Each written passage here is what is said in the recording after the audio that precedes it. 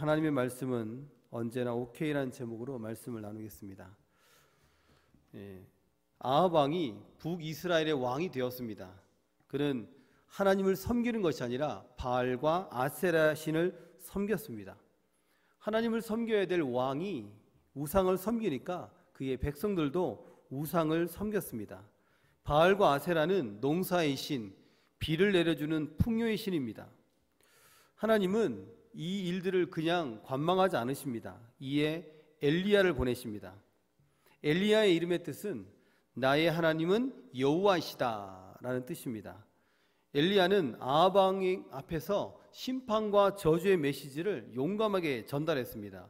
17절 하반절에 내 말이 없으면 수년 동안 비도 이슬도 있지 아니하리라 하니라 말씀하고 있습니다. 이런 말을 왕 앞에서 용감하게 말할 수 있다는 게 대단한 믿음인 것 같습니다. 하나님의 말이나 아합 왕에게는 이 말이, 이 하나님의 말씀이나 아합 왕에게는 이 말이 저주 같습니다. 저주입니다. 그러니까 이 아합 왕이 엘리야를 그냥 놔둘 리 없습니다. 하나님은 이것을 잘 알고 계셨습니다. 하나님은 엘리야를 그릿 시냇가로 숨으라고 명하십니다. 그리고 그릿 시냇가에 숨은 그에게 까마귀에게 명령하여 먹을 것을 실어 나르라고 하십니다. 까마귀가 아침 저녁으로 신선한 떡과 고기를 배송합니다. 얼마 후 그가 마시던 그릿 시냇가에서 그 물도 말라버립니다.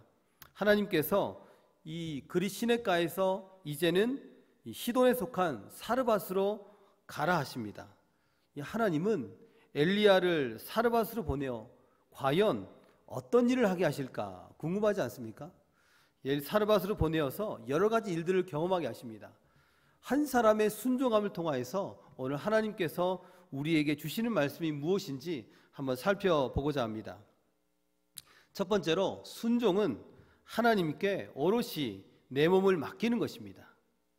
시돈은 바알 숭배의 중심지입니다. 또한 아합 왕이 결혼한 이세벨이 시돈 출신입니다. 지금 시돈 출신인 이세벨이 이 엘리야를 못 잡아먹어서 안달입니다. 하나님은 3년 이상, 3년 반 비가 내리지 않게 하셨습니다. 가을과 봄에 내리는 비와 또한 여름에 맺히는 이슬로 농사를 지어야 하는 이스라엘 백성들에게는 이 비가 없다, 비가 내리지 않는다, 이 이슬이 내리지 않는다는 것은 실로 큰 위태로운 일이었습니다. 그 영향력이 이스라엘 땅만 아니라 시돈 땅에도 영향을 미쳤습니다. 이를 통해서 알 수 있는 것은 하나님은 온 땅의 하나님이다라는 사실입니다. 과연 울산에 3년 이상 비가 내리지 않는다면 어떤 일이 일어날까? 아마 1년만 비가 내리지 않아도 공장 가동이 어려워지고 농작물은 바짝 말라버리고 먹거리는 끊어지고 먹는 물, 씻는 물에 제한이 걸릴 것입니다. 3년까지 가뭄이 지속된다면 울산 땅에 남아있는 사람은 아무도 없을 것입니다. 하나님께서는 시기적절한 때 비를 내려주시는 하나님이십니다. 당연한 줄 알았던 것이 이제는 하나님의 은혜의 선물인 것을 우리는 깨달아야 합니다. 하나님은 하늘의 비와 이슬을 거둬감으로 바알과 아세라, 농사의 신, 풍요의 신, 비의 신, 그들의 무력함을, 무능력을 온 세상에 보여주고 있습니다. 너희들이 믿고 있는 그것들 아무것도 아니라는 거죠. 다시 나에게로 돌아오라는 겁니다. 주님이 하나님이시며 다른 신은 없다라는 사실입니다. 신명기 11장 14절입니다. 우리 한번 같이 읽겠습니다. 여호와께서 너희의 땅에 이른 비, 늦은 비를 적당한 때에 내리시리니 너희가 곡식과 포도주와 기름을 얻을 것이요. 아멘.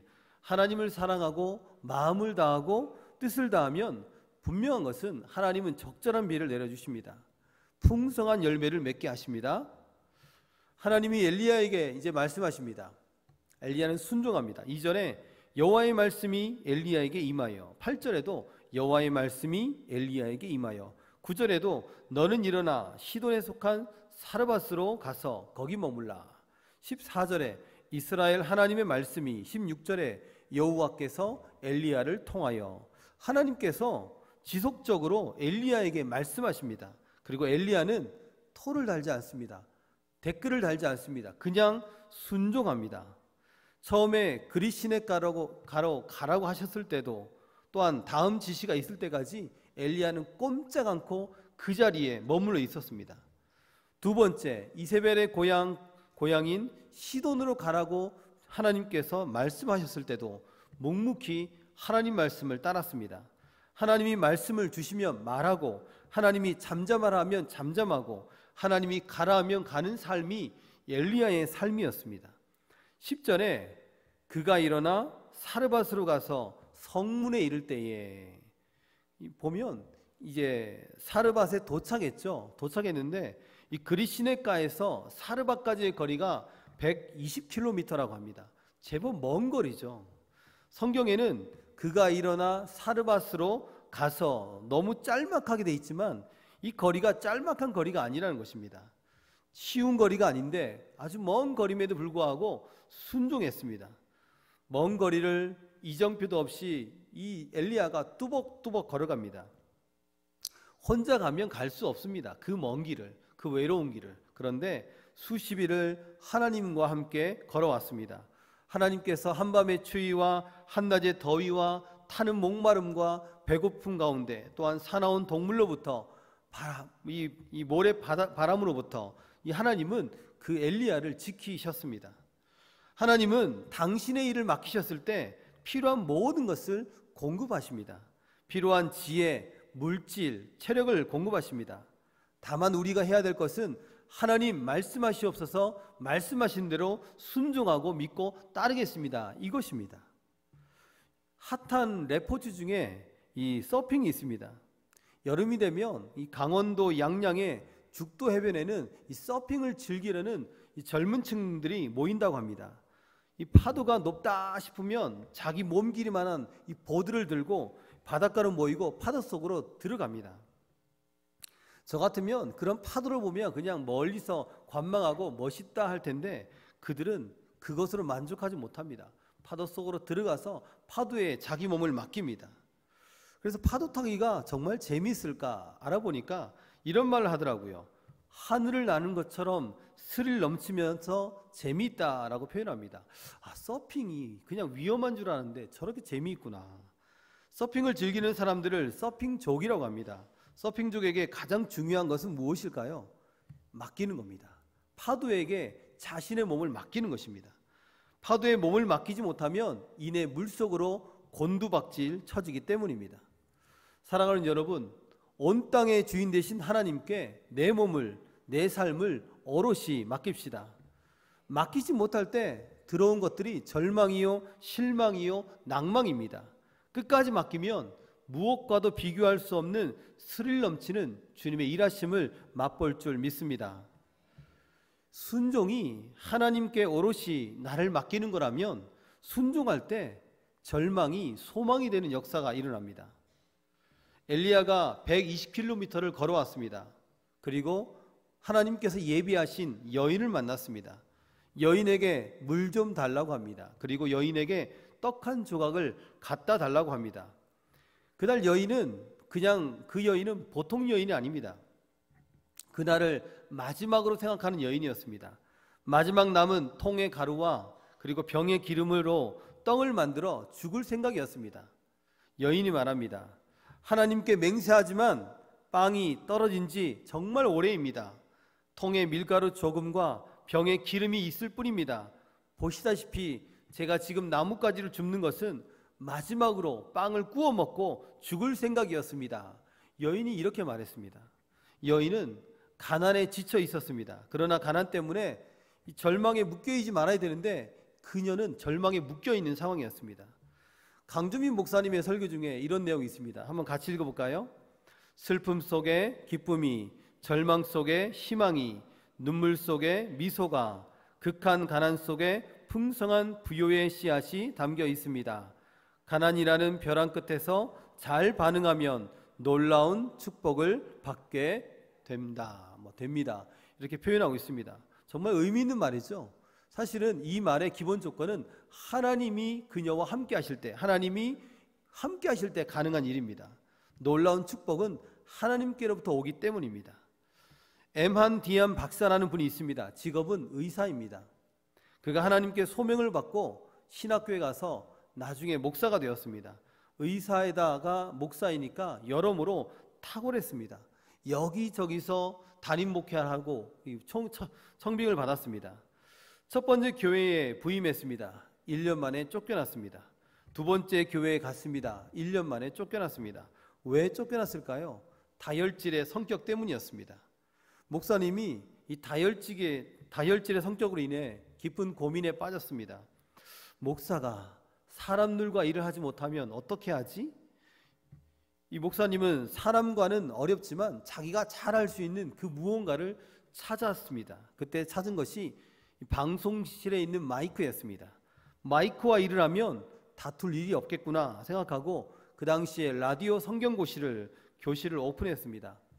이 프로그램이 전국에 유명한 프로그램이 되었고 오늘날에는 이 오늘의 양식, Our Daily Bread죠. 오늘의 양식으로 계속되고 있습니다. 하나님은 다른 물꼬를 트셨습니다. 하나님은 새로운 길을 여셨습니다. 그리고 사역의 지평을 넓게 하셨습니다. 그래서 절망 끝에서도 우리는 결코 낙심하지 않아야 합니다. 우리 주님이 우리를 붙잡고 있는 한 절망의 끝은 없다는 것입니다. 오직 그 가운데서 새로운 시작이 있을 뿐입니다.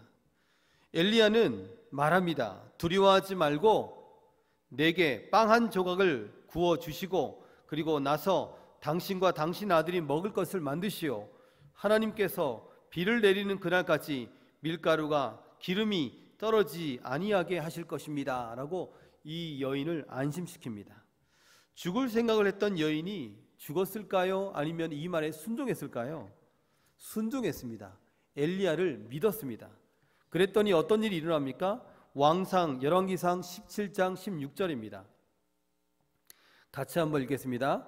여호와께서 엘리야를 통하여 하신 말씀같이 통의 가루가 떨어지지 아니하고 병의 기름이 없어지지 아니하니라. 아멘.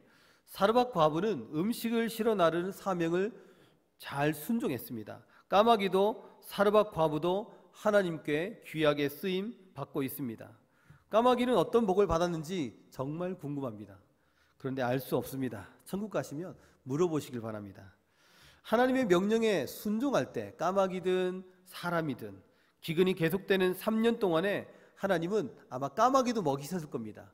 엘리야도 먹이셨습니다. 사르밧 과부도 먹이셨습니다.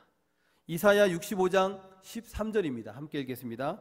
이러므로 주 여호와께서 이와 같이 말씀하시니라. 보라, 나의 종들을 먹을 것이로되 너희는 줄일 것이니라. 보라, 나의 종들은 마실 것이로되 너희는 갈할 것이니라. 보라, 나의 종들은 기뻐할 것이로되 너희는 수치를 당할 것이니라. 아멘. 순종할 때 절망이 소망이 되고 주님이 주시는 것들을 마음껏 누릴 줄 믿습니다. 세 번째입니다. 순종은 하나님께 오롯이 내 몸을 맡기는 것, 그리고 그렇게 순종할 때 절망이 소망이 된다고 했습니다. 세 번째는 순종할 때 생명을 전하게 된다는 것입니다. 사르밧 과부는 놀라운 일을 경험했습니다. 기적이죠. 기적을 경험한 것입니다. 이렇게 메말라서 먹을 것이 없는 이 시기에 그에게는 먹을 것이 풍성했습니다. 순종했더니 하나님께서 비를 내릴 때까지 통의 가루, 병의 기름이 없어지지 아니하였습니다. 매일 아침에 눈을 뜨자 그녀가 무엇을 했을까요? 가장 먼저 통 안에 밀가루가 있는지 병에 기름이 있는지 확인했을 것입니다. 그리고 확인하고 난 다음에 기쁨의 눈물을 흘렸을 것입니다. 감사의 눈물을 분명 흘렸을 것입니다. 시편 66편 2절입니다. 함께 읽겠습니다. 시편 66편 2절입니다. 그의 이름이 영광을 찬양하고 영화롭게 찬송할지로다. 아마 그녀는 이렇게 분명 이방인이었지만 하나님의 이름을 높이 찬양하지 않았을까요? 그런데 큰 사건이 하나 터졌습니다. 대형 사건입니다. 모든 것을 다 덮어버릴 만큼 큰 사건입니다. 또다시 그녀에게 거대한 절망이 찾아왔습니다. 때론 하나님이 우리의 삶 속에서 기적을 행한 뒤에도 시험이 올 수 있고 더 큰 순종을 요구한다는 것을 알 수 있습니다. 무슨 일입니까? 여인의 집에 하나밖에 없는 아들이 병들어 죽어버렸습니다. 함께 집에 머물던 엘리야도 당황했고 아이의 엄마는 깊은 절망에 빠져버렸습니다. 열왕기상 17장 18절 함께 읽겠습니다. 여인이 엘리야에게 이르되 하나님의 사람이여 당신이 나와 더불어 무슨 상관이 있기로 내 죄를 생각나게 하시고 또 내 아들을 죽게 하려고 내게 오셨나이까. 이 불쌍한 모자를 죽음에서 누가 건졌습니까? 엘리야가, 아니 하나님이 건지셨습니다. 그리고 비가 내리기 전까지 먹거리가 넉넉하게 하신 분이 누구십니까? 하나님이십니다. 받은 은혜는 온데간데 없고 엘리야를 향한 원망과 이 절망의 말들이 쏟아 붓고 있습니다. 그런데 여인이 자신의 죄를 생각하였다 합니다. 성령께서 이 사건을 통하여 자신의 이 과거를 생각나게 하신 것입니다. 이 여인의 죄는 무엇입니까? 주님을 온전히 믿지 못한 것입니다. 광야의 불신자처럼 말이죠. 먹거리가 떨어지자 하나님께 간구하지 않았고 또 아들과 함께 죽으려 했던 여인, 또 고난이 닥치자 하나님을 원망하고 저주했던 여인, 이 여인은 광야의 불신자 같은 그들 삶과 같았습니다. 민수기 21장에 이 백성이 광야에서 하나님과 모세를 원망했습니다. 애굽에서 왜 인도했느냐? 하나님이 주시는 이 음식들은 형편이 없다. 더 이상 먹고 싶지 않다. 그렇다며 불평을 늘어놓았습니다. 그때 하나님께서 불뱀을 보내어 백성들을 물게 했습니다. 많은 백성이 죽었습니다. 이에 모세가 하나님께 기도했습니다. 하나님께서 응답하십니다. 그래서 하나님께서 놋뱀을 장대에 매달라 하십니다. 놋뱀을 본 사람은 모두 살게 되었고 그렇지 못한 사람은 죽었습니다. 순종의 사람 엘리야는 원망을 퍼붓는 이 여인에게 어떻게 대했을까요? 아니, 당신이 어떻게 된 거 아니요? 하나님께서 기적을 보여주셔서 먹고 살게 해주셨잖소. 이제 와서 아들의 죽음이 내 탓이라고? 무슨 내 탓이요? 내가 아들을 죽였어? 왜 나에게 화를 내는 거요? 이렇게 했을까요? 이렇게 하지 않았습니다. 순종의 사람 엘리야는 하나님께 오롯이 몸을 맡긴 사람입니다.